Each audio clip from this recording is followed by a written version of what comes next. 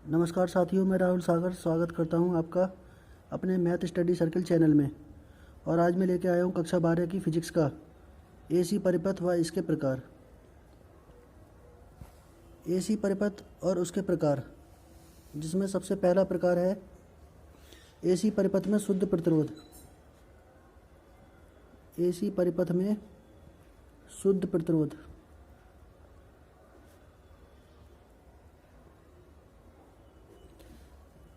सबसे पहले जो शुद्ध प्रतिरोध है, एसी परिपथ कौन से होते हैं जिनमें शुद्ध प्रतिरोध होता है? वह एसी परिपथ जिनमें केवल प्रतिरोध जुड़ा हो, वह परिपथ शुद्ध प्रतिरोध परिपथ कहलाते हैं। तो ये प्रतिरोध का चिन्ह है और इसमें हम एक प्रत्यावर्ती धारा स्रोत जोड़ देते हैं। इसकी वैल्यू होती है बी बराबर B naught sine omega T. B बराबर B naught sine omega T. और यहाँ पर जो प्रतिरोध जुड़ा हुआ है आर। तो सबसे पहले तो हमें यहाँ पर इस परिपथ में जितनी धारा प्रवाहित होगी उसके लिए एक व्यंजक स्थापित करना है। तो ओम के नियम से आई बराबर होता है बी बटे आर। आई बराबर, अब बी की जो वैल्यू है वो हमें दी हुई है B not sine omega T. तो बी की जगह हम लिख सकते हैं V not sine omega T बटे आर। अब यहाँ पर जो बी नॉट बटे आर दिया हुआ है, ये वैल्यू बराबर होती है आई नॉट के। तो यहाँ पर एक समीकरण बन गई, आई बराबर बी नॉट बटे आर की जगह हम लिख सकते हैं आई नॉट साइन ओमेगा टी। तो शुद्ध एसी जो परिपथ होते हैं, शुद्ध प्रतिरोध वाला एसी परिपथ, इसमें वोल्टेज और धारा समान कला में होते हैं। आई तथा बी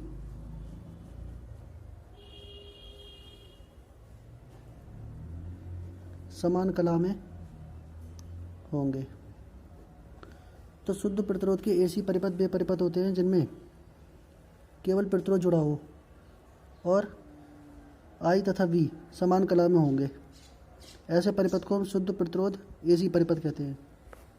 और इसका जो दूसरा प्रकार है, एसी परिपथ में शुद्ध धारिता। एसी परिपथ में शुद्ध धारिता। शुद्ध धारिता के एसी परिपथ वे होते हैं जिनमें केवल धारिता जुड़ी हो। धारिता का ये प्रतीक होता है।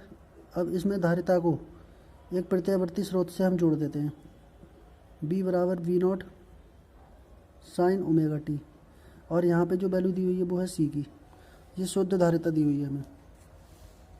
अब शुद्ध धारिता का जो परिपथ है, इसमें हम फॉर्मूला लिखेंगे आवेश का। क्यू बराबर होता है सी वी। क्यू बराबर सी वी। क्यू बराबर सी। और ये जो वी दिया हुआ है, वी की वैल्यू हम यहाँ से लगाएंगे V not sine omega T. इस वी की जगह हम लिख सकते हैं V not sine omega T. आवेश परिवर्तन की दर को हम धारा कहते हैं। तो इसका आवेश परिवर्तन की जो दर होगी D Q upon D T, ये बराबर हो जाएगी आई के। अब यहाँ पर हमें डी अपॉन डी टी यानी अवकलन करना है क्यू की वैल्यू का। क्यू की जो वैल्यू हमें दी हुई है C V not sine omega T. अब यहाँ पर जो सी वी नॉट है वो नियतांक है, तो इसलिए हम इसे अलग लिखेंगे सी वी नॉट। और अवकलन जो निकलेगा वो निकलेगा साइन ओमेगा टी का बराबर सी वी नॉट। साइन का हम अवकलन करते हैं तो आता है कॉस ओमेगा टी, और टी का जो गुणांक है वो इसके आगे आ जाएगा। अब आई बराबर वी नॉट। अब ये जो वैल्यू लिखी है सी ओमेगा, सी ओमेगा को हम ये भी तो लिख सकते हैं 1/सी omega into cos omega T बराबर वी नॉट अपॉन। अब ये जो वैल्यू है 1/सी ओमेगा, 1/सी ओमेगा को हम कह सकते हैं एक्स सी। ये धारितीय प्रतिरोध होता है। एक्स सी यानी धारितीय प्रतिरोध। एक्स सी बराबर होता है 1/ओमेगा सी इंटू कॉस ओमेगा टी। लेकिन जो कॉस का फंक्शन है, इस फंक्शन को हमें साइन के रूप में लिखना है। तो कॉस के फंक्शन को हम साइन के रूप में लिख सकते हैं जब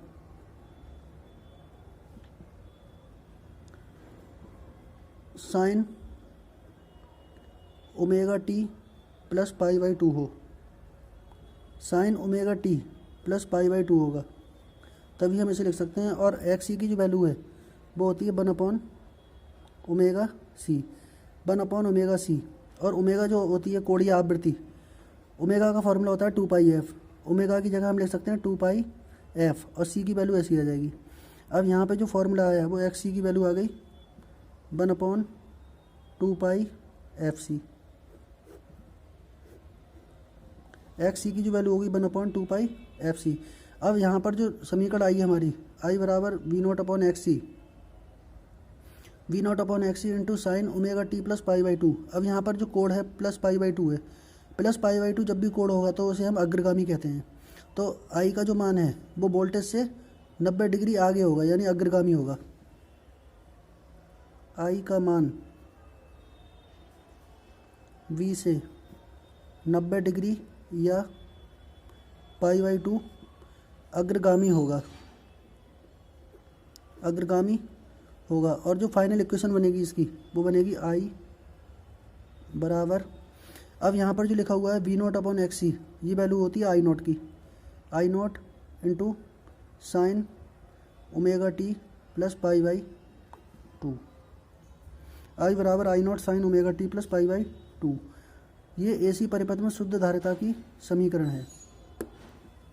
चलिए बढ़ते हैं नेक्स्ट टाइप की तरफ। अगला टाइप है एसी परिपथ में शुद्ध प्रेरकत्व। अब जो प्रेरकत्व होता है, शुद्ध प्रेरकत्व के लिए हम एक ऐसा परिपथ बनाएंगे एसी परिपथ जिसमें केवल प्रेरकत्व ही जुड़ा हो, और प्रेरकत्व को हम एक प्रत्यावर्ती स्रोत के साथ जोड़ देते हैं। प्रेरकत्व को हम इंडक्टेंस कहते हैं, इसलिए हम एल से लिखते हैं। और प्रत्यावर्ती स्रोत की जो वैल्यू है वो हमें दी है वी बराबर B not sine omega T, B बराबर B not sine omega T. और विद्युत वाहक बल का जो सूत्र होता है ई बराबर L into D I upon D T, E बराबर L D I upon D T. AC परिपथ में जो विद्युत वाहक बल है ई, ये बराबर हो जाता है L D I upon D T. और विद्युत वाहक बल इस प्रत्यावर्ती वोल्टेज के बराबर होगा, जिसकी वैल्यू होती है बी बराबर B not sine omega T. अब इस समीकरण से हम इन दोनों बाद के जो दो पद दिए हुए हैं इन दोनों को आपस में बराबर करेंगे। इससे वैल्यू आ जाएगी L D I upon D T equal to V not sine omega T. और यहाँ पर हम D I upon D T की जो वैल्यू है उसे हम लिख सकते हैं B nought upon L into sine omega T. अब दोनों पक्षों का हम समाकलन करेंगे, डी आई बराबर डी टी से इसकी क्रॉस मल्टीप्लाई हो जाएगी V not upon L into sine omega T into D T. अब दोनों साइड का समाकलन करने पर, दोनों साइड का हम समाकलन करेंगे। जब हम दोनों साइड का समाकलन करेंगे तो डी आई का समाकलन होता है आई बराबर वी नॉट अपॉन एल, और साइन का जब हम समाकलन करते हैं तो वो आ जाता है माइनस का cos omega T upon T का जो गुणांक है वो आ जाएगा ओमेगा, ये वैल्यू आ जाएगी। अब आई बराबर इस माइनस चिन्ह को हम बाहर लिख लेंगे V not upon omega L minus V not upon omega L into cos omega T. अब इस कॉस को भी हम साइन के रूप में चेंज करना चाहते हैं। आई बराबर minus V not upon omega L into sine 90 minus theta, sine 90 minus, अब थीटा की वैल्यू जो हमें दी है omega T, sine 90 minus omega T होता है कॉस ओमेगा टी। यदि हम इस माइनस से अंदर मल्टीप्लाई कर दें तो आई बराबर हो जाएगा V not upon omega L into sine omega T minus π/2। यहाँ पर जो ओमेगा एल दिया हुआ है वो प्रेरक प्रतिरोध की वैल्यू है, एक्स एल बराबर होता है ओमेगा एल के। तो ये जो इक्वेशन बनेगी आई बराबर V not upon X L into sine omega T minus π/2। I बराबर, अब जो V not upon X L है ये वैल्यू बराबर हो जाती है आई नॉट के into sine omega T minus π/2। ये हमारी फाइनल इक्वेशन हो गई शुद्ध प्रेरकत्व के लिए एसी परिपथ। अब यहाँ पर हम ये देख रहे हैं कि कोण का जो मान है वो माइनस π/2 आ रहा है, अतः आई का मान वी से 90 डिग्री पश्चगामी होगा, पश्चगामी होगा। अग्रगामी में प्लस होता है कोण, यहाँ पर प्लस का π/2 था तो अग्रगामी हो रहा था, और माइनस है तो वो पश्चगामी होगा।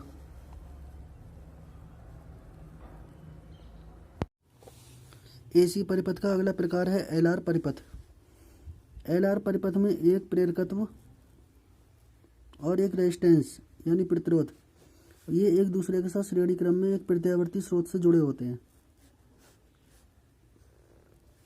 प्रत्यावर्ती स्रोत की जो वैल्यू है बी बराबर B not sine omega T, और प्रेरकत्व की वैल्यू है L, प्रतिरोध की वैल्यू है R। यदि हम इसका फेज डायग्राम बनाएं तो हमें एक बात ध्यान देना है, ये जो अक्ष होती है ये प्रतिरोध की अक्ष होती है, ये अक्ष होती है बाई अक्ष, वो प्रेरकत्व की होती है, और इनका जो परिणामी है वो इनके बीच से गुजरेगा। परिणामी इसका हो गया V।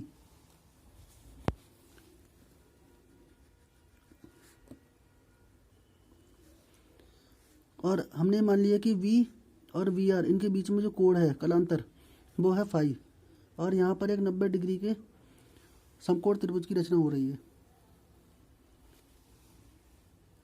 ये वैल्यू बाई अक्ष की जो वैल्यू है VL है, तो इसका लंब भी VL हो जाएगा, और इसका जो आधार है वो होगा VR। ये जो वैल्यू होगी वो होगी VR की। समकोण त्रिभुज में हम पाइथागोरस प्रमेय लगाते हैं। तो पाइथागोरस प्रमेय होती है कर्ण का स्क्वायर बराबर आधार का स्क्वायर प्लस लंब का square, V square equal to VR square plus VL square. ये हमने पाइथागोरस त्रिभुज में पाइथागोरस की वैल्यू लगा दी।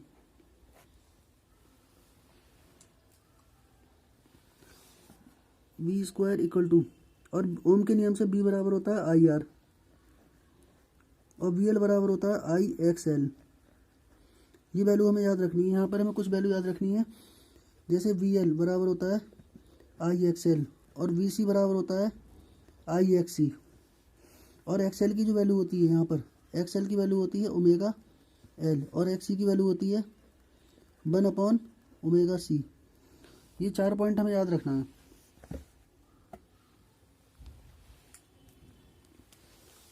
B स्क्वायर इक्वल टू, यदि हम इसका स्क्वायर करें तो यहाँ पर होगा I स्क्वायर R स्क्वायर, और यहाँ पर I स्क्वायर XL का square. B square equal to, यदि हम इन दोनों पक्षों से कॉमन लेना चाहें तो I स्क्वायर कॉमन आ जाएगा, और यहाँ बचेगा R स्क्वायर प्लस XL का स्क्वायर। यदि हम I स्क्वायर से इस नंबर को डिवाइड कर दें तो हो जाएगा B square upon I square, जिसे हम लिख सकते हैं B अपॉन I का स्क्वायर बराबर R स्क्वायर प्लस XL का स्क्वायर। और B अपॉन I जो बराबर होती है प्रतिबाधा Z के। B अपॉन I को हम AC परिपथ की प्रतिबाधा कहते हैं। B बटे I है, उसे हम Z के बराबर रखते हैं जो होती है प्रतिबाधा। तो यहाँ पे जो फॉर्मूला बनेगा वो बनेगा Z स्क्वायर बराबर R स्क्वायर प्लस XL का स्क्वायर, और Z का मान यदि हम निकाल दें तो आ जाएगा under root R square plus XL का स्क्वायर, या R स्क्वायर प्लस XL बराबर होता है ओमेगा L, ये भी लिख सकते हैं। अब हमें वैल्यू निकालनी है कलांतर की। कलांतर यानी tan फाई।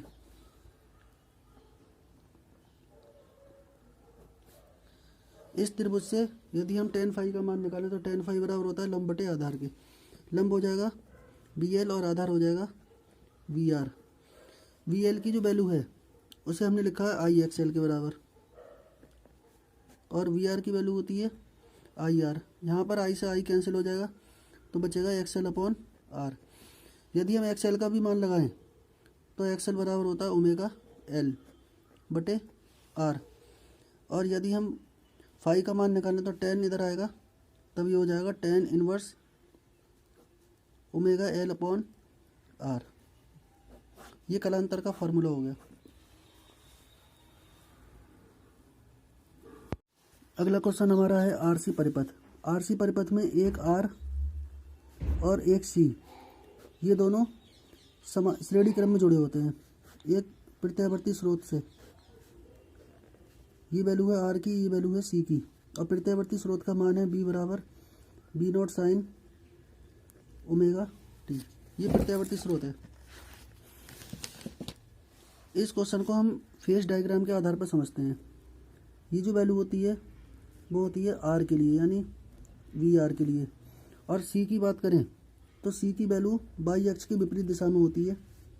ये वैल्यू होती है VC की वैल्यू, और इसका जो परिणामी है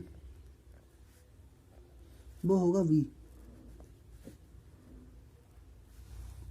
यहाँ पर जो कलांतर होगा वो बी आर और बी के बीच में होगा फाई का। इस त्रिभुज में भी हम पाइथागोरस प्रमेय लगाएंगे। ये जो वैल्यू है बी सी, तो ये वैल्यू हो जाएगी वी सी। इस त्रिभुज में भी पाइथागोरस प्रमेय लगाएं तो पाइथागोरस प्रमेय होती है कर्ण का वर्ग बराबर आधार का वर्ग प्लस लंब का वर्ग। V square equal to V R की वैल्यू होती है आई आर और वी सी की वैल्यू होती है I X C. V square equal to, अब हमें यहाँ पर स्क्वायर करना है तो ये हो जाएगा I square R square plus I square X C का square. V square equal to, यदि हम इन दोनों में से कॉमन ले लें तो आई स्क्वायर कॉमन आएगा are square plus X C का स्क्वायर। यदि हम बी अपॉन आई यहाँ पर ले लें तो यहाँ पर बचेगा are square plus X C का स्क्वायर। बी बटे जो आई होता है वो होता है परिपथ की प्रतिबाधा, जिसे हम लिखते हैं जेड से। जेड स्क्वायर बराबर are square plus X C का स्क्वायर। यदि हम इससे जेड का मान निकालें तो जेड बराबर हो जाएगा under root R square plus X C का स्क्वायर। ये परिपथ की प्रतिबाधा होगी, आर सी परिपथ की प्रतिबाधा। जेड बराबर are square plus X C का स्क्वायर। यदि हम एक्स सी का मान लगाएं तो एक्स सी बराबर होता है 1 ओमेगा सी का होल स्क्वायर। एक्स सी की वैल्यू हमने लगा दी। अब हमें इस परिपथ में कलांतर का मान निकालना है। कलांतर टेन फाई बराबर होता है लंब बटे आधार। यहाँ पे लंब की वैल्यू दी हुई है बी सी और आधार की वैल्यू दी है वी आर। टेन फाई बराबर, और जो बी सी की वैल्यू है, बी सी बराबर होता है आई एक्स सी और बी आर बराबर होता है आई आर। यहाँ पर हम आई से आई को काटेंगे तो टेन फाई की जो वैल्यू आ गई वो आ जाएगी X C upon R. Tan phi equal to X C की जो वैल्यू होती है वो होती है 1 omega C upon R. Omega C को हम आर के साथ मल्टीप्लाई में लिख सकते हैं तो टेन फाई की जो वैल्यू आ जाएगी वो आ जाएगी 1 ओमेगा सी आर। और कलांतर फाई का मान निकालें तो वो हो जाएगा tan inverse 1 omega C R. ये हमारा आर सी परिपथ हो गया। एल सी परिपथ, एल सी परिपथ में एक प्रेरकत्व और एक संधारित्र की धारिता सी, दोनों एक दूसरे के साथ श्रेणी क्रम में जुड़े होते हैं एक प्रत्यावर्ती स्रोत से। इसे हम लिखेंगे एल, इसे लिखेंगे सी। और प्रत्यावर्ती स्रोत की जो समीकरण है वो होती है बी बराबर V not sine omega T. इसका भी हम फेज डायग्राम बनाएंगे तो फेज डायग्राम जो बनेगा वो एल और सी के बीच में बनेगा। एल और सी, ये अक्ष होती है, ऊपर की जो बाई अक्ष है वो होती है एल की वैल्यू वी एल, और नीचे की जो अक्ष होती है वो होती है सी की वैल्यू वी सी। और यहाँ पर जो एक्स अक्ष होगी वो होगी आर की वैल्यू। और इसका जो परिणामी है वो भी इसी अक्ष से जाएगा, एक्स अक्ष से, जो बराबर होगा V L minus B C. Minus क्यों होगा? क्योंकि ये एक दूसरे के वी एल और बी सी, जो बी सी दिए हुए हैं ये एक दूसरे के साथ विपरीत क्रम में दिए हुए हैं, तो एक वैल्यू प्लस होगी दूसरी वैल्यू माइनस। बी बराबर B L minus B C. तो यहाँ पर जो परिणामी बनेगा बी बराबर B L minus B C. B बराबर बी एल की जो वैल्यू होती है वो होती है आई एक्स एल और बी सी की वैल्यू होती है आई एक्स सी। तो हम इस दोनों समीकरण में आई कॉमन ले सकते हैं तो यहाँ बचेगा एक्स एल माइनस एक्स सी, और बी अपॉन आई करेंगे तो बराबर हो जाएगा एक्स एल माइनस एक्स सी के। और बी बटे आई जो होता है वो होता है परिपथ की प्रतिबाधा जेड। जेड बराबर एक्स एल माइनस एक्स सी। जेड बराबर, यदि हम एक्स एल का मान लगाएं तो आएगा ओमेगा एल और एक्स सी का मान होता है 1 ओमेगा सी। ये एल सी परिपथ की प्रतिबाधा का सूत्र हो गया। यदि हम यहाँ पर अनुनाद की स्थिति की बात करें, अनुनाद की स्थिति में प्रेरण प्रतिघात एक्स एल और धारितीय प्रतिघात ये दोनों एक दूसरे के बराबर हो जाते हैं। यदि जब भी अनुनाद की स्थिति हो तो एक्स एल और एक्स सी दोनों का मान आपस में बराबर हो जाएगा। एक्स एल की वैल्यू होती है ओमेगा एल और एक्स सी की वैल्यू होती है 1 ओमेगा सी। ओमेगा की ओमेगा से मल्टीप्लाई करेंगे, ओमेगा स्क्वायर बराबर 1 एल सी। और ओमेगा की जो वैल्यू आती है स्क्वायर हटाने पर इसका रूट ले लेंगे। ओमेगा बराबर होता है 2 पाई एफ बराबर 1 एल सी। तो एफ की जो वैल्यू होगी, एफ यानी अनुनाद की आवृत्ति, 1/2 पाई √LC। ये अनुनाद की स्थिति में आवृत्ति का फॉर्मूला है।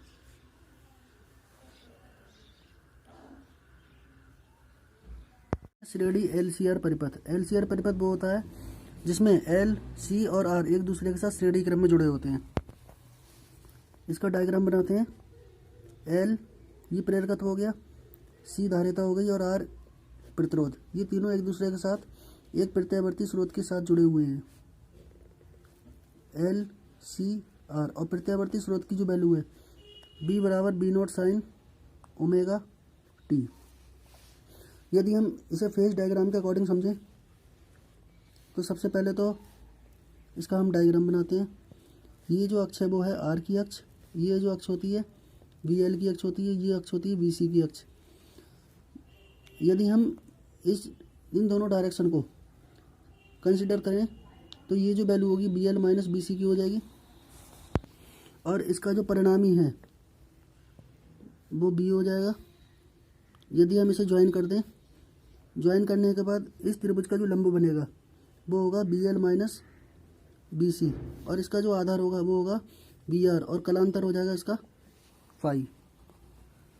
यदि हम इस त्रिभुज में पाइथागोरस प्रमेय लगाएं तो ये हमारा कर्ण होगा, ये आधार होगा, ये लंब होगा। तो पाइथागोरस प्रमेय लगाने पर कर्ण का स्क्वायर बराबर आधार का स्क्वायर प्लस लंब का स्क्वायर,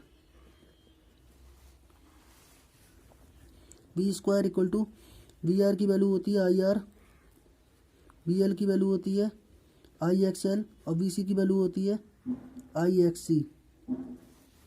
बी स्क्वायर इक्वल टू, यदि हम इसका स्क्वायर खोलें I स्क्वायर R स्क्वायर, यदि हम इन दोनों में से कॉमन ले लेंगे I और I को जब हम बाहर निकालेंगे तो वो हो जाएगा I स्क्वायर।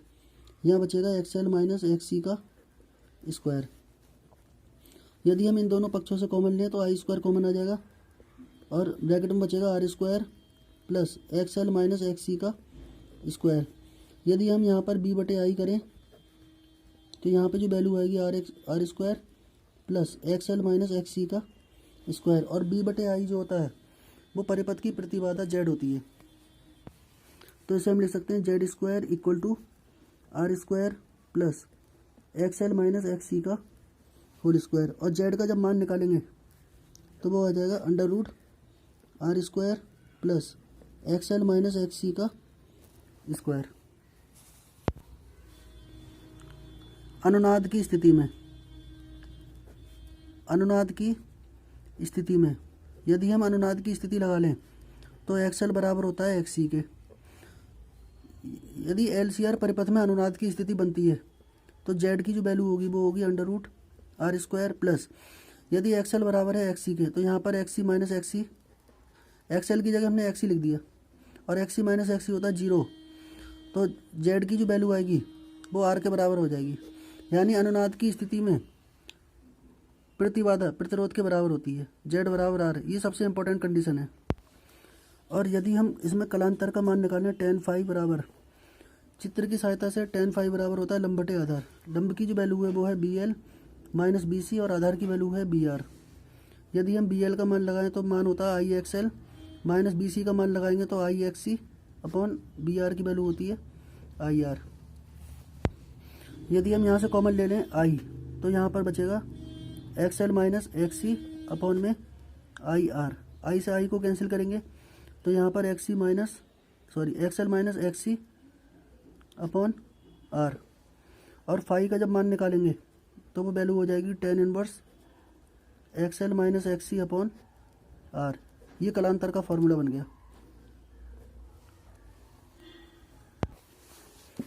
अब इसकी विशेष स्थितियाँ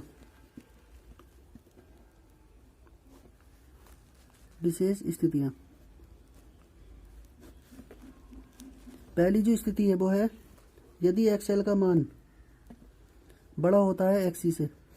यदि XL का मान XC से बड़ा है तो V जो वोल्टेज है वो धारा से अग्रगामी होगा, V I से अग्रगामी होगा।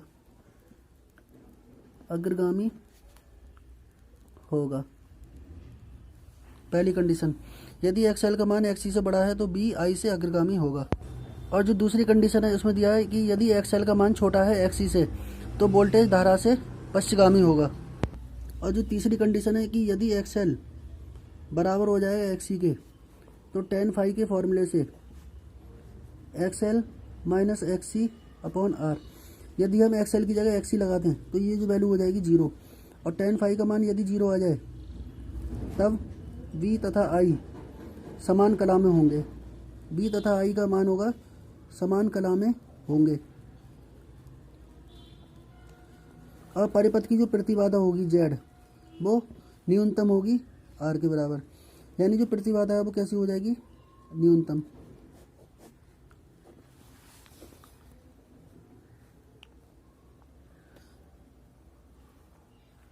तो दोस्तों वीडियो कैसी लगी कमेंट करके ज़रूर बताना, और चैनल को लाइक और सब्सक्राइब जरूर करना। धन्यवाद।